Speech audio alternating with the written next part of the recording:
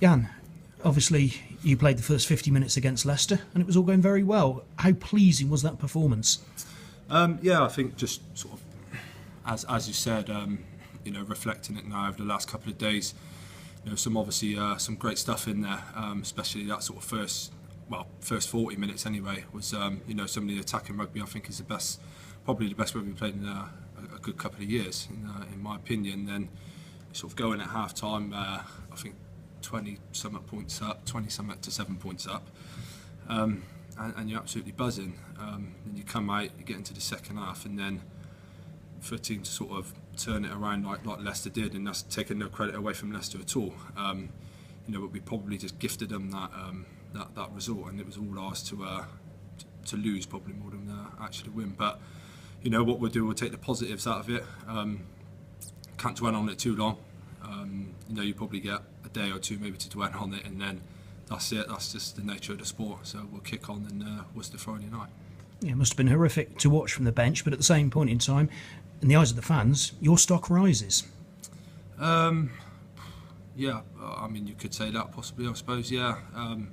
It's just obviously one of those results, and which is just one of the most frustrating things to take. And again, like I say, you got to take it on the chin and crack on with it. You can't dwell on it too long. You take it into Monday, Tuesday, and by the time you know it is another game again. So one day we've licked our wounds a bit, I think, and we're not going to go away and change everything, because again, like I said, I thought we've done some real good positives out of the game, and that's what we got to take away and going forward into the Worcester game.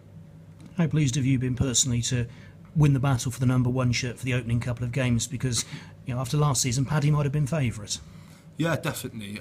That's the competition I think we've got in the squad, and the competition and the depth as well. But on a personal note, obviously delighted to be starting. That's what we're here for. That's what we aim for. I said that last year. It is a 23-man game, regardless of whether you start on the bench, but you're always pushing for that number one spot. So obviously, delighted to be starting. And do you feel perhaps that you've become a better loosehead, having had a few games at tight head as well? Is that sort of just added to your game, added to your nous? Yeah, possibly. When you do switch on to the tight head side, or as we like to call it, the dark side, you obviously you realise what a loosehead is probably trying to do to you. So you do gain a lot more experience probably, and then obviously going back over onto the loose side, you understand what the tight head's trying to do. But I can't really remember the last time I did actually step over to the dark side. No, I'm sure it does make me a better player. Yeah, I suppose more importantly, you know what a tight head doesn't want you to do, don't you? Exactly. No, that's right. Yeah, that's correct. Yeah. Worcester, obviously, there's a local derby element. They'll be reeling from their defeat to Saracens as well. What happened to them in the second half? It's going to be two angry teams playing against each other, isn't it? I think, like you said, it is a derby game. Regardless of the result, is always going to be it's going to be a big battle up there. And we know in the history of the games going up there, it's always been a tough game against Worcester, and it always is a tough game. So we know the job ahead, and we've been preparing well this week, and we'll just stick to what we do best. Forgive me if I've got this wrong, but Carl Hogg obviously in charge at Worcester. Did your timings here cross over at the start when you first arrived?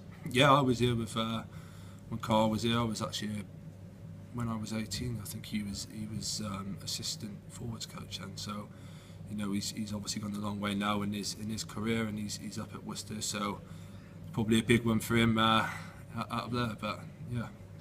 And in terms of the style of coach that he is, I think just thorough, it would be the word I use to sum him up. Would that be right? Yeah, probably is the best word to sum him up.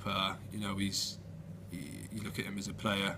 When he used to play, he was a tough bloke, and his game will be renowned around that sort of tough forward pack. So we know what we're up against.